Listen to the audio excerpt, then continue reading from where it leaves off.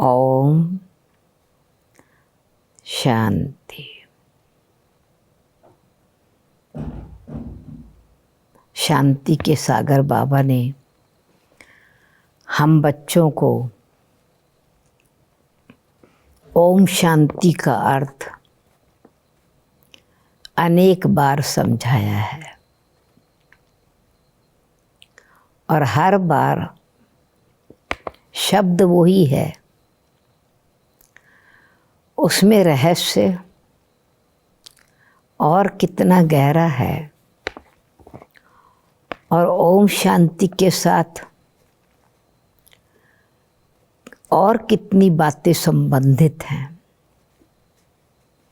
शांति के साथ शांति धाम, सुख शांति की दुनिया, स्वयं का स्वरूप, भिन्न भिन्न रीति से बाबा हम बच्चों को, जैसे बच्चों को वैरायटी रीति से पढ़ाई जाती है, बाबा हम बच्चों को याद कराते हैं जो पाठ हमको पढ़ाया है। नशा भी दिलाते हैं कि कौन पढ़ा रहा है। तो हम बच्चों को जितना निश्चय बढ़ता है उतना नशा चढ़ता है और निश्चय, नशा और निशाना पक्का होता है कि मुक्ति जीवन मुक्ति दाता हमको ये जन्म सिद्ध अधिकार प्राप्त कराने आए हैं। तो लक्ष्य अथवा निशाना सामने रखते हुए लक्षणों की मूर्ति बनते हैं हम, गति सदगति के अधिकारी बन जाते हैं। तो आज 3 जुलाई की मुरली है, सुनते हैं बाबा के मधुर महावाक्य। मीठे बच्चे, जो सर्व की सद्गति करने वाला जीवन मुक्ति दाता है, वो आपका बाप बना है। तुम उनकी संतान हो। तो कितना नशा रहना चाहिए। किसकी संतान है हम? प्रश्न है, किन बच्चों की बुद्धि में बाबा की याद निरंतर नहीं ठहर सकती है? क्यों? क्या कारण है?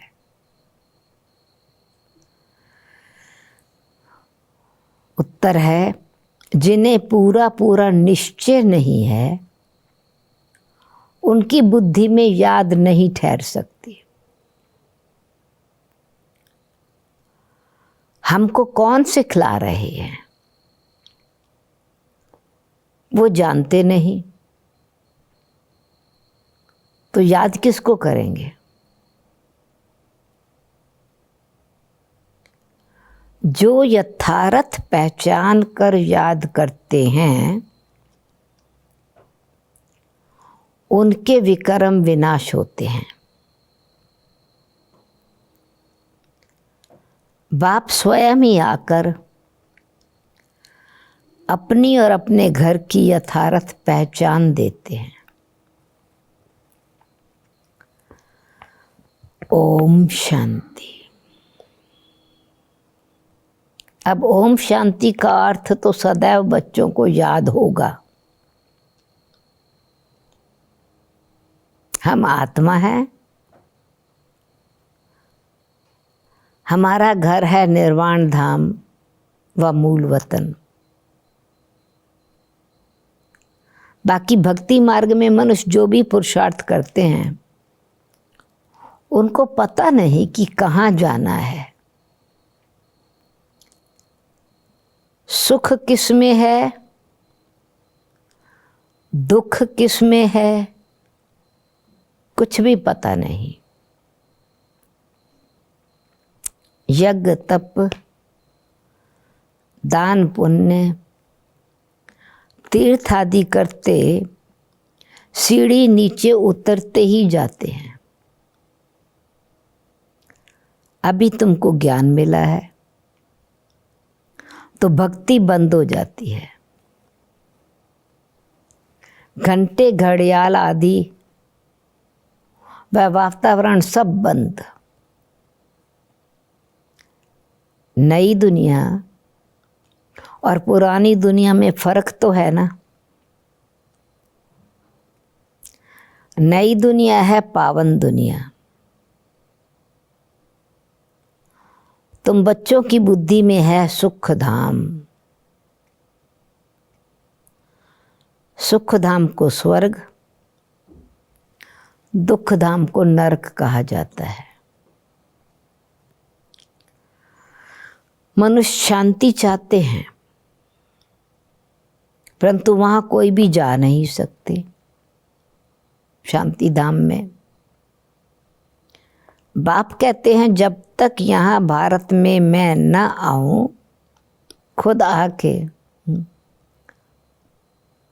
रास्ता न बताऊं, अपनी पहचान न दूं, तब तक मेरे सिवाय तुम बच्चे जा नहीं सकते। वापस लिबरेटर गाइड एक बाप ही है ना जो वापस ले जाएंगे। भारत में ही शिव जयंती गाई जाती है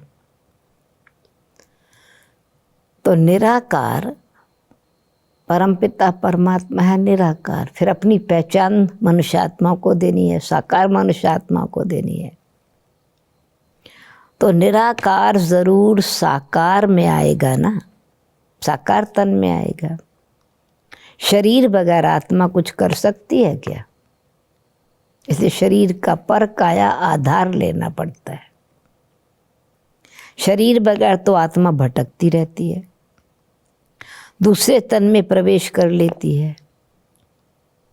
कोई अच्छे होते हैं, कोई चंचल होते हैं।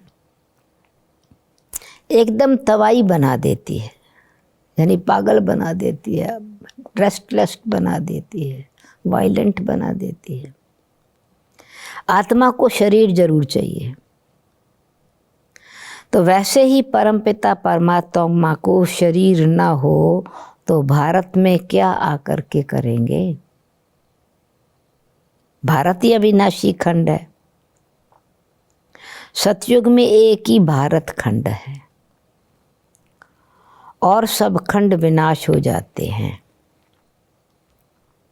गाते हैं आदि सनातन देवी देवता धर्म था। वो लोग फिर आदि सनातन हिंदू धर्म कह देते हैं। वास्तव में शुरू में कोई हिंदू नहीं, आदि सनातन देवी देवताएं थे। आदि सनातन धर्म के देवताएं, देवी मनुष्य देवी देवताएं थे। वास्तव में शुरू में हिंदू धर्म नहीं था। यूरोप में रहने वाले अपने को क्रिश्चियन कहते हैं, यूरोपियन धर्म थोड़े ही कहेंगे। हिंदुस्तान में रहने वाले अपने को हिंदू धर्म के कह देते हैं। जो दैवी धर्म श्रेष्ठ थे, देवी देवता धर्म वाली श्रेष्ठ आत्माएं श्रेष्ठ थे, वही 84 जन्मों में आते धर्म भ्रष्ट बन गए हैं। स्वधर्म में कर्म नहीं है और कर्म भी श्रेष्ठ नहीं है, तो धर्म भ्रष्ट कर्म भ्रष्ट होने के कारण देवता अपने को नहीं कहला सकते। देवता धर्म वाले भी नहीं कहते। देवता धर्म के जो होंगे वो यहाँ आएंगे। अगर निश्चय नहीं है तो समझो इस धर्म के नहीं है। भले यहाँ बैठे होंगे तो भी उनको समझ में नहीं आएगा। यानी देवी देवता धर्म की धारणाएं, उन जैसा कैरेक्टर, ऐसा चरित्र बनाना होगा तब तो देवी देवता धर्म में जाएंगे। संस्कार इतने उच्च बनाने होंगे। वहाँ कोई प्रजा में कम पद पाने वाला होगा यानी देवी देवता बनने के लिए भी तो कर्म फिर श्रेष्ठ चाहिए, स्वधर्म में टिकने की आवश्यकता है। चाहते तो सब हैं सुख शांति, वो होता है सतयुग में। सब तो सुखधाम में जा नहीं सकते, सब धर्म अपने अपने समय पर आते हैं। अनेक धर्म हैं, झाड़ वृद्धि को पाता रहता है। तो उसका चित्र जो है बनाया हुआ है, अनेक धर्म मनुष्य सृष्टि रूपी वृक्ष के का बीज बाप है, और आदि सनातन देवी देवता धर्म उसका तना है। फिर ब्रांचेस, सब ब्रांचेस धर्म पिता आते हैं, तो वो धर्म जैसे ब्रांचेस हैं। तो तुम जानते हो मूल थूड़ है, यानी फाउंडेशन है, तना है देवी देवता धर्म। सब धर्म अपने समय पर आते हैं, अनेक धर्म है, झाड़ वृद्धि को पाता रहता है, पर फाउंडेशन क्या है? देवी देवता धर्म। फिर उसमें से 3 ट्यूब अथवा शाखाएं निकलती हैं। वो शाखाएं स्वर्ग में नहीं है, वो ट्यूब्स स्वर्ग में नहीं होते। द्वापर से लेकर के नए धर्म निकलते हैं। ये मनुष्य सृष्टि में धर्म पिता फिर अलग अलग आते हैं, उनके नाम से धर्म, क्राइस्ट के नाम से क्रिश्चियन धर्म, बुद्ध के नाम से बौद्ध धर्म, इस्लाम इब्राहिम के नाम से इस्लाम धर्म, फिर मोहम्मद ने उसको फॉलो किया तो मुस्लिम धर्म, परंतु है तो इस्लाम धर्म ही। तो इसलिए अनेक धर्म, ये तीन धर्म आते हैं, फिर उन 3 धर्मों की भी शाखाएं हैं। इसलिए इनको द्वापर से लेकर ये नए धर्म निकलते हैं, तो इनको वैरायटी ह्यूमन ट्री कहा जाता है। वैरायटी ह्यूमन वर्ल्ड ट्री अलग है और विराट स्वरूप की स्टेजेस अलग बात है।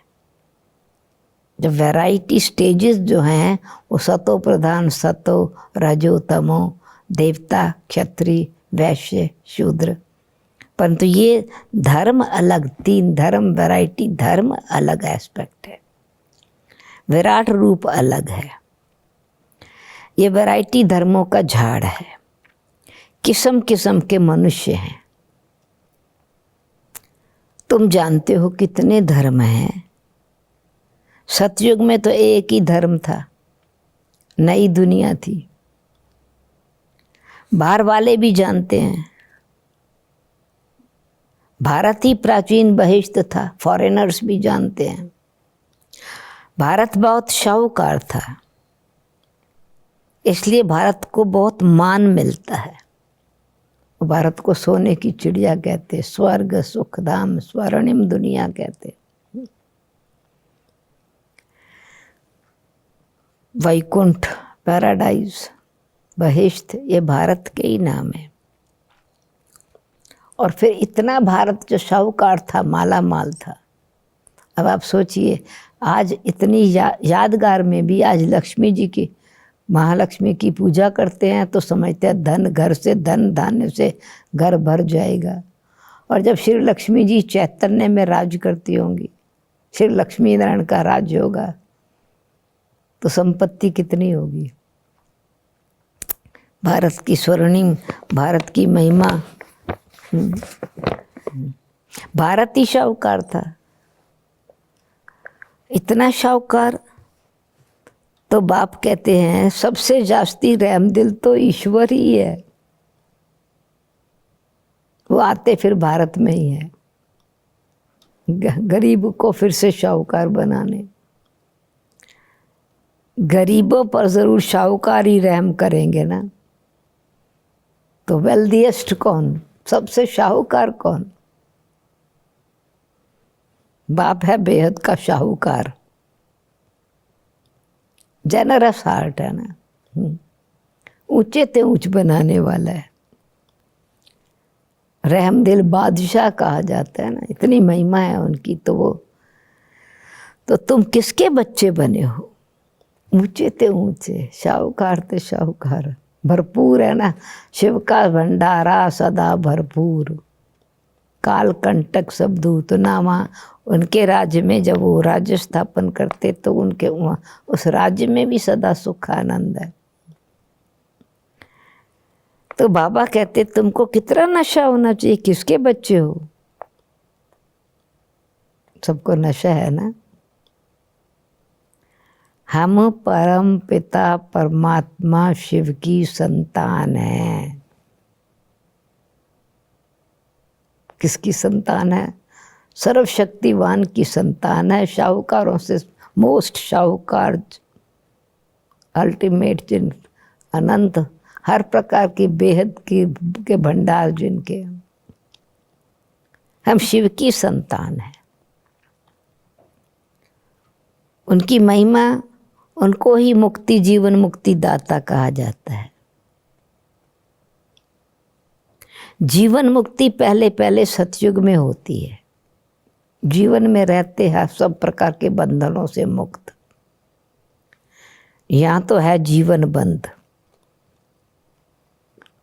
तो जब बंधन में आ जाते हैं, तन का भी बंधन, रोगी जीवन, मन का बंधन, मन की अशांति, चिंता, परेशानी के बंधन में, धन का भी बंधन, संबंध का भी बंधन, प्रकृति का भी बंधन, कर्मों का भी बंधन, बंधनों में बंधी हुई आत्मा जीवन बंधन में आ गया। तो जब जीवन बंधन में भक्ति मार्ग में आ जाते तो कहते, पुकारते हैं बाबा बंधन से छुड़ाओ। अभी हमको ज्ञान मिला है, पहचान बाबा ने दी है, लिबरेटर खुद आए हैं ना। अभी तुम पुकार नहीं सकते, अभी हम पुकारेंगे नहीं ना, हमको तुम लिबरेटर ने आके अपनी पहचान दिया, आए ही है मुक्त करने, जीवन मुक्ति देने। तो तुम जानते हो बाप जो ज्ञान का सागर है वो वर्ल्ड की हिस्ट्री ज्योग्राफी का सार समझा रहे हैं। नॉलेजफुल है। वो खुद कहते हैं मैं भगवान नहीं हूँ। ये ब्रह्मा बाबा भगवान नॉलेजफुल है, परम पिता परमात्मा ज्ञान के सागर हैं। एक्चुअली हर चीज़ में फुल है, knowledgeful, blissful, loveful, peaceful, powerful. उस फुल के हम बच्चे हैं, परंतु अभी द्वापर कलयुग में धीरे धीरे वो फुलनेस खत्म होती गई, एम्प्टी बन गए। तो क्या बन गया अभी? नील। फिर से बाबा हमको फुल बनाने आए हैं, ये तो खुद कहते हैं। तो बाबा ज्ञान का सागर है। ब्रह्मा कहते हैं मैं भगवान नहीं हूँ। ब्रह्मा, भगवान ब्रह्मा के तन में आते हैं।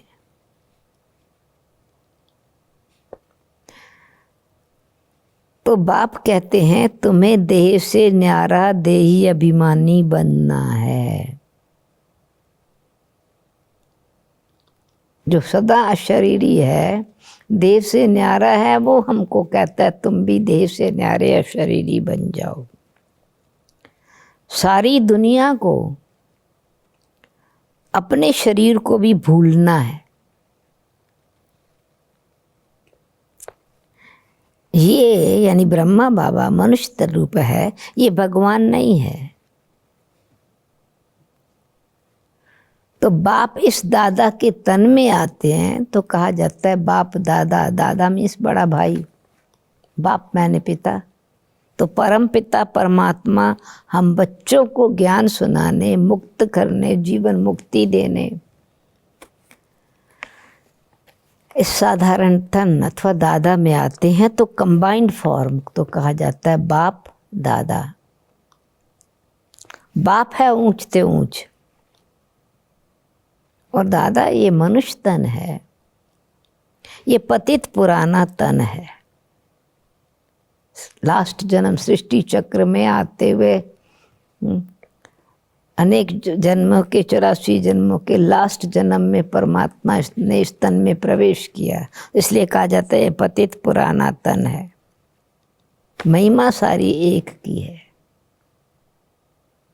उनसे योग लगाना है, शिव बाबा से योग लगाना है, तब पावन बनेंगे, नहीं तो कभी पावन बन नहीं सकेंगे। और अंत में पिछाड़ी में हिसाब किताब चुकतू कर सजाएं खाकर चले जाएंगे। फिर वापस घर चलना है तो पवित्र बन के ही जाना है, हिसाब किताब चुकतू करके ही जाना है। नेक्स्ट पॉइंट, भक्ति मार्ग में हम सो सो हम का मंत्र ये सुनते आए, जपते आए हैं। बहुत गुरु लोग इस प्रकार का मंत्र देते हैं, हम सो हम। परंतु फिर क्या देते हैं, हम आत्मा सो परमात्मा, परमात्मा सो आत्मा। ये रॉन्ग है, ये तो परमात्मा से बेमुख करने वाला मंत्र हो जाता है। हम आत्मा सो परम पिता परमात्मा, ऐसा तो नहीं है। परम पिता पिता है, परम आत्मा है, और हमसे आत्मा है, तो हम आत्मा सो परमात्मा, परमात्मा सो आत्मा नहीं। ये रॉन्ग मंत्र परमात्मा से बेमुख करने वाला है। फिर तो परमात्मा मैं ही परमात्मा हूँ, तो याद किसको करूँ, शक्ति कौन देवे। तो बाप कहते बच्चे परमात्मा सो हम आत्मा कहना, हम आत्मा सो परमात्मा हैं, ये बिल्कुल रॉन्ग है। अभी तुम बच्चों को फिर वर्णों का राज भी समझाया, हम सो का अर्थ समझाया। हम सो परमपिता परमात्मा की संतान देवता थे, दिव्य आत्माएं। अभी हम वो देवता फिर सृष्टि चक्र में आते, कैसे वर्णों में आते हैं, वो बाबा समझाते हैं। अभी तुम बच्चों को वर्णों का भी रहस्य समझाया है। हम ब्राह्मण हैं, तो हम सो ब्राह्मण, फिर हम सो देवता बनने के लिए पुरुषार्थ करते हैं। हम ही सो देवता थे। फिर जब हम देवता से तो सतयुग से त्रेता में आए, क्षत्रिय बन क्षत्रिय वर्ण में आए, फिर द्वापर में व्यापार किया, परमात्मा से भक्ति की, और कोई न कोई कंडीशन से भक्ति किया। फिर तो परमात्मा के नाम से मैं मंदिर बनवा दूंगा, धर्मशाला बना दूंगा, मेरी ये मनोकामना पूर्ण हो गई, तो वैश्य बन गए ना, व्यापारी। कलयुग में शूद्र भिखारी पतित बन गए। तो वास्तव में हम सो देवता बन, फिर क्षत्रिय वर्ण में आए, फिर वैश्य, फिर शूद्र, अभी हम ब्राह्मण बने हैं। और कोई को पता थोड़ी है कि हम कैसे 84 जन्म लेते हैं और किस कुल में जन्म लेते हैं। तुम अभी समझते हो हम ब्राह्मण हैं। शिव बाबा को तो ब्राह्मण नहीं कहेंगे ना, वो तो परम पिता परमात्मा। मनुष्य आत्माएं वर्णों से गुजरती हैं, स्टेजेस से गुजरती हैं, सतो प्रधान से तमो प्रधान बनती हैं। तुम ही वर्णों में आते हो। अब ब्राह्मण धर्म में एडॉप्ट किया है, तो शिव बाबा ब्रह्मा द्वारा, शिव बाबा के हम ब्रह्मा के द्वारा प्रजापिता ब्रह्मा की संतान बने हैं। शिव बाबा ने हमको प्रजापिता ब्रह्मा द्वारा ब्राह्मण बनाया, अपनी संतान बनाया। ये भी तुम जानते हो कि निराकारी आत्माएं तो असली ईश्वरीय कुल की हैं। हम निराकार आत्माएं निराकारी कुल की हैं, ईश्वरीय कुल की हैं, निराकारी दुनिया में रहने वाली हैं, फिर साकारी दुनिया में आती हैं, पाठ बजाते हैं, पाठ बजाना पड़ता है। परमधाम से जब आए पहले आत्माएं, आदि सनातन देवी देवता धर्म वाली आत्माएं, वहाँ से आए, फिर हमने देवता कुल में 8 जन्म लिए, फिर क्षत्रिय कुल में, वैश्य कुल में आए। तो बाप समझाते तुमने इतने जन्म देवी कुल में, इतने जन्म क्षत्रिय कुल में, 8 जन्म सतयुग में देवता कुल में, 12 जन्म क्षत्रिय कुल में, 21 जन्म वैश्य कुल में, 42 जन्म शूद्र कुल में। धीरे धीरे धीरे आत्मा की डिग्री प्योरिटी कम होती चली गई। तो ऐसे 84 जन्मों का चक्कर है, और एक जन्म ये ब्राह्मण कुल में ऊंचते ऊंच। 8 सतयुग में, 12 त्रेता में, 21 द्वापर में, 42 कलयुग में, और ये संगम युग का ईश्वर ये कुल भी है तो ब्राह्मण कुल है, नया जन्म है। तुम्हारे बगैर ये ज्ञान और कोई को मिल नहीं सकता। जो इस धर्म के होंगे वो यहाँ आएंगे, देवता धर्म वाली आत्माएं आएंगी। यहाँ राजधानी स्थापन हो रही है, राजा रानी, उनमें से जब सतयुगी राजधानी स्थापन हो रही है तो पुरुषार्थ अनुसार ही कोई राजा रानी अथवा प्रजा बनेंगे। Suryavanshi Shri Lakshmi Narayan the first, second, third, ऐसे 8 गद्दी चलती हैं, 8 पीढ़ियां चली। फिर क्षत्रिय धर्म में भी फर्स्ट, सेकंड, थर्ड, ऐसे 12 गद्दियां चलती हैं। ऐसे थर्ड में चलता है, ऐसे पीढ़ी दर पीढ़ी बर्थ चेंज होते जाते हैं। ये सब बातें बाप समझाते हैं। कुल भी चेंज होता है, वर्ण चेंज हो जाता है, ये सब बातें बाबा समझाते हैं। ज्ञान का सागर जब बाप आते हैं तो भक्ति खलास हो जाती है। फिर भक्ति का फल ज्ञान है ना, ज्ञान मिल गया, लाइट आ गई, खुद ही लाइट बन गए, ज्योत बन गए, तो ज्योत जगानी नहीं पड़ती। खुद ही देवता बन रहे हैं तो फिर चित्र नहीं, चरित्र को बनाना होता है। फिर चरित्र ऐसा बने, ये ज्ञान मिल जाता है। चित्र की पूजा नहीं, चरित्र बनाने का पुरुषार्थ। रात खत्म होके दिन हो जाता है, अंधेरा खत्म होकर के लाइट आ जाती है। तो इसी प्रकार से ज्ञान में, ज्ञान है दिन, भक्ति है रात, भटकते रहते हैं। वहाँ किसी भी प्रकार के धक्के नहीं है ज्ञान में। फिर जो सतयुग की प्रारब्ध है तो सतयुग में भी किसी भी प्रकार के धक्के नहीं है, आराम ही आराम है, कोई हंगामा नहीं है। ये भी ड्रामा बना हुआ है। भक्ति कल्ट में ही बाप आते हैं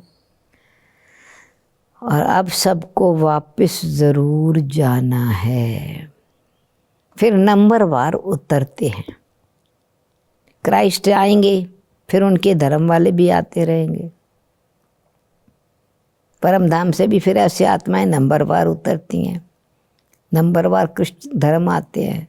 अभी देखो क्रिश्चियन कितने हैं, तो क्राइस्ट उनका, क्रिश्चियंस का बीज हो गया ना उनमें। और देवी देवता धर्म का फिर बीज, आदि सनातन देवी देवता धर्म का रचता अथवा बीज कहेंगे परम पिता परमात्मा शिव। तुम्हारा धर्म स्थापन करते हैं परम पिता परमात्मा, आदि सनातन देवी देवता धर्म। तुमको ब्राह्मण धर्म में किसने लाया? तो बाबा ने कहा देवता बनने से पहले तुमको श्रेष्ठ कर्म करने वाला बनना है, ज्ञानित्व आत्मा बनना है। उसकी यादगार में अब भी ब्राह्मण ही कथा सुनाते। कोई पुण्य का कर्म होता है, धर्म का कर्म होता है, ऑस्पिशियस कर्म होता है तो ब्राह्मण को ही बुलाते हैं। तो तुमको ब्राह्मण धर्म किसने लाया? शिव बाबा ने ब्रह्मा द्वारा एडॉप्ट किया, तो उसमें से छोटा संगम युग में ब्राह्मण धर्म हुआ। फिर ब्राह्मणों को ऊंचा चोटी गाई जाती है, तो ब्राह्मण लोग चोटी रखते हैं, ऊंचे ते ऊंचा, हाईएस्ट कॉन्शियसनेस, ये निशानी है। चोटी छोटा सा है पर ऊंचे ते ऊंचा है, तो चोटी। फिर नीचे आओ, शरीर बढ़ता जाता है। तो ये सब बातें बाप ही बैठ समझाते हैं। ऐसे बॉडी का फिर विस्तार है, ये आत्मा सूक्ष्म है और हाईएस्ट कॉन्शियसनेस। फिर शरीर में आओ तो एक्सपेंशन ही है, अट्रैक्शन, एक्शन, विस्तार हो जाता है। ये सब बातें बाप बैठ समझाते हैं। जो बाप कल्याणकारी है वही आकर भारत का कल्याण करते हैं। सबसे अधिक कल्याण तो तुम बच्चों का ही करते हैं। तुम क्या से क्या बन जाते हो, तुम अमर लोक के मालिक बन जाते हो। अभी तुम काम पर विजय पाते हो, वहां अकाले मृत्यु होती नहीं, मरने की बात ही नहीं। हाँ, बाकी शरीर तो बदली करेंगे ना, चोला तो बदलेंगे ना, ड्रेस तो चेंज करेंगे, शरीर तो चेंज करेंगे ना। तो डेथ क्या है? तो सिंपल बात है, डेथ है चेंज ऑफ ड्रेस। अभी ड्रेस चेंज होगी तो एक्चुअली 4 चीज़ों की चेंज का नाम डेथ है। चेंज ऑफ ड्रेस, फिर ड्रेस चेंज हुआ यानी शरीर नया मिला तो दूसरे स्थान पर जाके जन्म लेंगे ना, स्थान भी बदली होगा, फ्रूप भी बदली हो जाएगा, मकान बदली हो जाएगा, एड्रेस भी चेंज हो गया। तो change of dress, change of address. फिर तीसरा चेंज हो जाएगा, रोल चेंज हो जाएगा। यहाँ किसी का बाप था, किसी का हस्बैंड था, किसी का ग्रैंड पेरेंट था, वहाँ जाके तो बच्चा ही बनेगा। रोल चेंज हो गया, भले कितनी भी पोजीशन वाला हो, हाईएस्ट अथॉरिटी वाला हो, बेबी बनेगा पहले तो रोल चेंज हो गया। चौथा चेंज है कंपनी, न्यू पार्ट प्ले करना है, न्यू कंपनी में रोल मिला है, कंपनी चेंज हो गई। तो change of dress, change of address, change of role, change of company. तो डेथ कोई वहाँ अमर लोक है, मरने का तो कुछ कोई डर ही नहीं है, कोई संकल्प ही नहीं है। न्यारा हूँ मैं आत्मा शरीर से। जिसकी बाबा दूसरी मिसाल देते हैं कि सर्प पुरानी खल छोड़ देता है, स्किन ड्राई हो जाती है तो स्लिप अवे, स्किन वहीं पड़ी रहती है, दोबारा वो स्किन नहीं पहनेगा, आएगी उस पर। तो सर्प एक खाल छोड़ उतार दूसरी लेते हैं। तो बाबा कहते हैं तुम भी ऐसे शरीर से न्यारे हो जाओ, पुरानी खाल है, ये पुराना कपड़ा है, पुरानी ड्रेस है, तुम अब ये पुरानी खल छोड़ नई दुनिया में नई खाल लेंगे। सतयुग को कहा जाता है गार्डन ऑफ फ्लावर्स, यानी चैतन्य फ्लावर्स हैं हम। जो फ्लावर सदा खुश रहते हैं, खुशबू देते हैं, चैतन्य फ्लावर हैं। तो सतयुग को कहा जाता है गार्डन ऑफ फ्लावर्स। वहाँ कभी कोई कुवचन नहीं निकलता, यहाँ तो है ही कुसंग, माया का संग है ना, तो इसलिए कड़वा बोल बोलते हैं तो कहते हैं कांटा, मधुर मुस्कुराहट से मीठा बोलते हैं तो कहते हैं फूल, खिला हुआ है खुशी देने वाला है तो फूल, चुभने वाला शब्द है दुख देता है तो कांटा। इसलिए ये एनोलॉजी है कांटे और फूल की, एग्जाम्पल है। तो बाप कहते हैं वहाँ तो कभी कोई कुवचन मुख से निकलता नहीं, यहाँ तो है ही कुसंग, माया का संग है ना, इसलिए इसका नाम ही है रौरव नरक। ये पुरानी दुनिया है।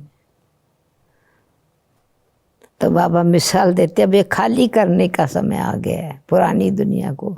जैसे पुरानी जगह पुरानी होती है, मकान बहुत पुराना होता है, तो म्यूनिसिपैलिटी वाले पहले से ही खाली करा देते हैं। तो बाबा भी इस पुरानी दुनिया से सबको ले जाने, पुरानी दुनिया को ख़त्म करने से पहले खाली कराते हैं। बाप भी कहते हैं पुरानी दुनिया होती है तब हम आते हैं। ज्ञान से सद्गति हो जाती है, राजयोग सिखाया जाता है। भक्ति में तो कुछ भी नहीं। हाँ, जैसे दान पुण्य करते हैं तो अल्प काल के लिए सुख मिलता है, तो अल्पकाल का सुख सन्यासी लोग तो कहते हैं कागविष्टा के समान है, और वैराग दिलाते हैं। वो टेम्पररी सुख, कोई राइट कॉन्शियस से, राइट तरीके से सुख नहीं। जैसे कौआ विष्टा खाता है, विष्टा देता है। राजाओं को भी सन्यासी लोग वैराग दिलाते हैं कि ये तो कागविष्टा के समान सुख है, टेम्पररी है। अभी तुम बच्चों को बेहद का वैराग दिलाया जाता है। ये है ही पुरानी दुनिया। सुख धाम को याद करो, फिर वाया शांति धाम यहाँ आना है। सुख धाम में जाना है, पर पहले शांति धाम जाके फिर सुख धाम में आना है। दिलवाड़ा मंदिर में हूबहू तुम्हारा इस समय का यादगार है। नीचे तुम तपस्या में बैठे हो, फिर ऊपर सीलिंग में वो फ्लावर्स, डेटीज, ऊपर में स्वर्ग का नज़ारा।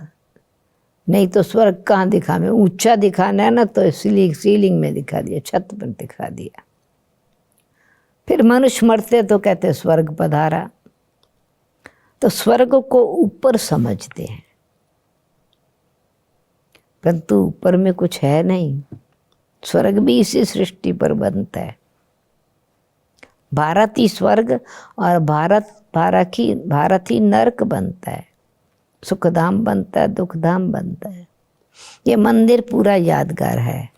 ये मंदिर आदि तो सब बाद में बनते हैं। सतयुग में भक्ति होती नहीं, वहाँ तो सुख ही सुख है। तो बाप आकर सब राज समझाते हैं। और सब आत्माओं के नेक्स्ट पॉइंट कि सभी आत्माएं, जो मनुष्य आत्माएं, वो शरीरधारी हैं, और सब आत्माओं के नाम बदलते हैं। शरीर बदला तो नाम भी बदला। शिव का नाम नहीं बदलता है, उनको अपना शरीर है ही नहीं। परंतु शरीर बगैर पढ़ाएंगे कैसे? शरीरधारियों को पढ़ाना है। प्रेरणा की तो कोई बात ही नहीं। और प्रेरणा तो कैच करने की भी बुद्धि चाहिए। पहले तो परमात्मा को बुद्धि हमारी स्वच्छ बनानी है। प्रेरणा का अर्थ है विचार। ऐसे नहीं कि ऊपर से प्रेरणा करेंगे और पहुंच जाएंगे। इसमें प्रेरणा की कोई बात नहीं है। ये तो बाप समझाते हैं, स्पष्ट ज्ञान देते हैं, बुद्धि को क्लीन करते हैं।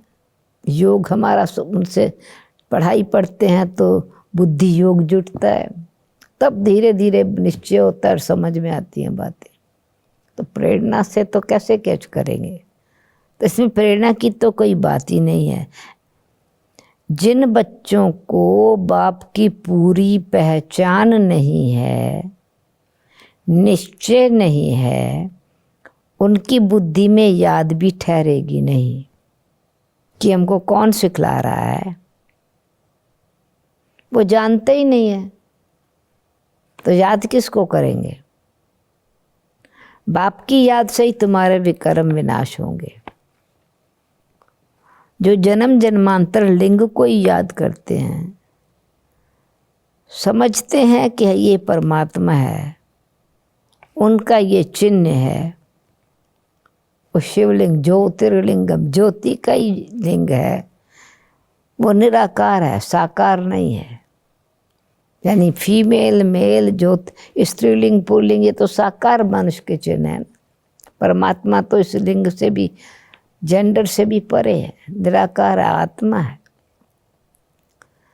तो बाप कहते हैं बाप साकार निराकार है, साकार नहीं है, तो मुझे भी प्रकृति का आधार लेना पड़ता है। साकार मनुष्यों को समझाना है तो साकार तन का आधार लेना पड़ता है, नहीं तो तुमको सृष्टि चक्र का राज कैसे समझाऊं। यह है रूहानी नॉलेज। रूहों को ये नॉलेज मिलती है, आत्माओं को ये नॉलेज मिलती है। ये नॉलेज एक बाप ही दे सकते हैं। पुनर्जन्म तो लेना ही है, सब एक्टर्स को पार्ट मिला हुआ है। निर्वाण में कोई जा नहीं सकता, मोक्ष को पा नहीं सकते, फिर भी आएंगे, देर से आएंगे तो भी आना जरूर होगा। जो नंबर 1 विश्व के मालिक बनते हैं वही 84 जन्मों में आते हैं, और फिर शुरू से आएंगे। 84 जन्म का मतलब है मैक्सिमम कैपेसिटी वाली आत्मा, प्योर सतो प्रधान आत्मा है। जरूर चक्कर लगाना है। मनुष्य समझते हैं मोक्ष मिलता है। कितने मतांतर हैं। तो समझते हैं आत्मा परमात्मा में समा जाएगी, फिर आएगी नहीं। कितने मतांतर हैं, वृद्धि को पाते रहते हैं, वापस कोई भी जाते नहीं। यही कारण है जो और आत्माएं हैं ऊपर से आती जाती हैं, और जो यहाँ आ गई हैं वो वापस जाती नहीं, क्योंकि पवित्रता का बल चाहिए वापस जाने के लिए। निर्बंधन आत्मा होवे तब जा सके। तो बाप ही 84 जन्मों की कहानी बताते हैं। तुम बच्चों को पढ़ करके फिर 84 जन्म, सतयुग से लेके कलयुग के अंत तक मैक्सिमम मनुष्य आत्मा मनुष्य जन्म ही लेती है और 84 जन्म लेती है। और जब सब आत्माएं परम धाम से आती हैं तो फिर वापस सब आत्माओं को जाना है। 1 वे ट्रैफिक है। बाप ही 84 जन्मों की कहानी बताते हैं। तुम बच्चों को पढ़ करके फिर पढ़ाना है। ये रूहानी नॉलेज तुम्हारे सिवा कोई दे न सके। न शूद्रों के पास है, न देवताओं के पास। न देवता दे देते हैं, न शूद्र दे सकते। सतयुग में दुर्गति होती नहीं जो नॉलेज मिले। ये नॉलेज तो है ही सद्गति के लिए, इसलिए सद्गति दाता लिबरेटर एक ही है। सिवाय याद की यात्रा से कोई भी, याद की यात्रा के कोई भी पवित्र बन नहीं सकता। सजाएं जरूर खानी पड़ेंगी। आत्मा को कर्मों का हिसाब किताब चुकतू करना ही है। पद भी भ्रष्ट हो जाएगा। सबका हिसाब किताब चुकतू तो होना है ना। तुमको तुम्हारी बात समझाते हैं। यानी जो देवता धर्म वाली आत्माओं को अपना हिसाब किताब भी पार्ट प्ले करने के लिए, देवता बनने के लिए फिर कितने श्रेष्ठ कर्म करने हैं। तुमको रूहानी बाप समझाते हैं। बाप कहते हैं तुम्हें और धर्मों में जाने की क्या पड़ी है। भारतवासियों को यह नॉलेज मिलती है, और बाप भारत में ही आकर के ये फिर 3 धर्म स्थापन हो जाते हैं ना। ब्राह्मण, देवता, क्षत्रिय 3 धर्म स्थापन करते हैं। अभी तुमको शूद्र धर्म से निकाल ऊंच कुल में ले जाते हैं। पहले थे नीच पतित कुल में, अब पावन बनाने के लिए तुम ब्राह्मण निमित्त बनते हो। इसको रुद्र ज्ञान यज्ञ कहा जाता है। रुद्र शिव बाबा ने यज्ञ रचा है। इस बेहद यज्ञ में सारी पुरानी दुनिया की आहुति पड़नी है, फिर नई दुनिया स्थापन हो जाएगी। पुरानी दुनिया खत्म होनी है। ये नॉलेज तुम लेते ही हो नई दुनिया के लिए। देवताओं की परछाई पुरानी दुनिया में नहीं पड़ती। तुम बच्चे जानते हो कल अब पहले जो आए होंगे वही आकर के नॉलेज लेंगे। नंबरवार पुरुषार्थ अनुसार पढ़ाई पढ़ेंगे। मनुष्य यहाँ ही शांति चाहते हैं। अब आत्मा तो है ही शांति धाम की रहने वाली, बाकी यहाँ शांति कैसे हो सकती? इस समय तो घर घर में अशांति है। रावण राज्य है ना। सतयुग में बिल्कुल ही शांति का राज्य होता है। एक धर्म एक भाषा होती है, एक धर्म एक राज्य एक भाषा। अच्छा मीठे मीठे सिक्की लदे बच्चों प्रति माता पिता बाप दादा का याद प्यार और गुड मॉर्निंग। रूहानी बाप के रूहानी बच्चों को नमस्ते। हम रूहानी बच्चों की रूहानी बाप दादा को याद प्यार गुड मॉर्निंग और नमस्ते। धारणा के लिए मुख्य सार। इस पुरानी दुनिया से बेहद के वैरागी बन अपनी देह को भी भूल शांति धाम और सुख धाम को याद करना है।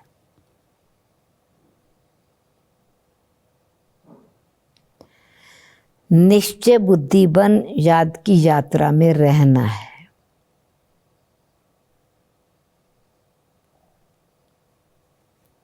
सेकंड पॉइंट, हम सो हम के यथार्थ हम सो हम के मंत्र को यथार्थ समझ कर अब ब्राह्मण सो देवता बनने का पुरुषार्थ करना है।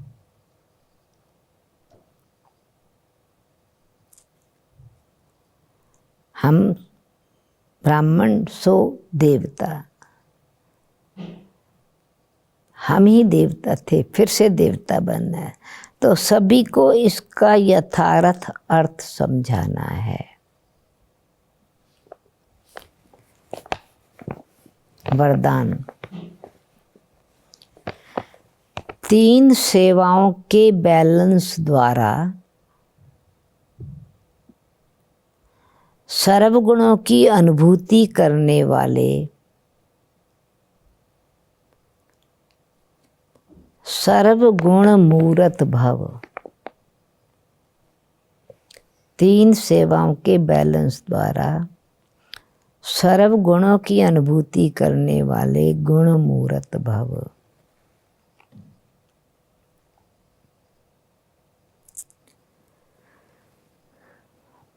एक्सप्लेनेशन। जो बच्चे संकल्प बोल और हर कर्म द्वारा सेवा पर तत्पर रहते हैं, जो बच्चे बोल संकल्प 3 बोल संकल्प बोल और कर्म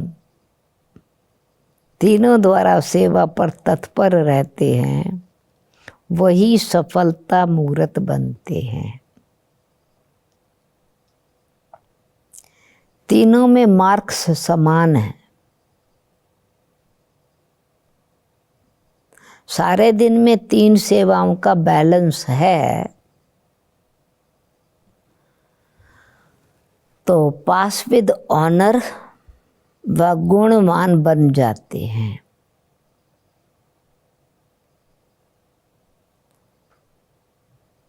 उनके द्वारा सर्वविध दिव्य गुणों का श्रृंगार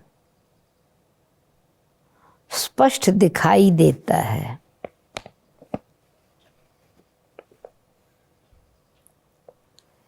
एक दूसरे को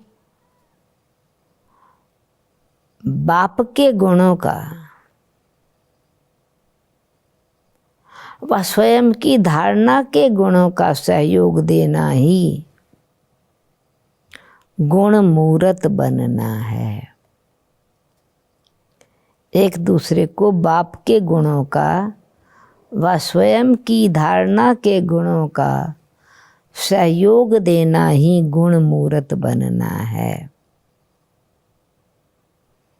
क्योंकि गुण दान सबसे बड़ा दान है।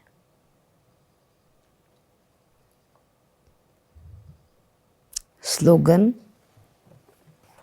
निश्चय रूपी फाउंडेशन पक्का है।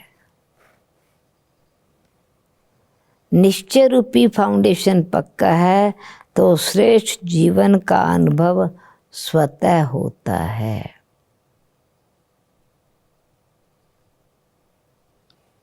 निश्चय रूपी फाउंडेशन पक्का है तो श्रेष्ठ जीवन का अनुभव स्वतः होता है। ओम शांति।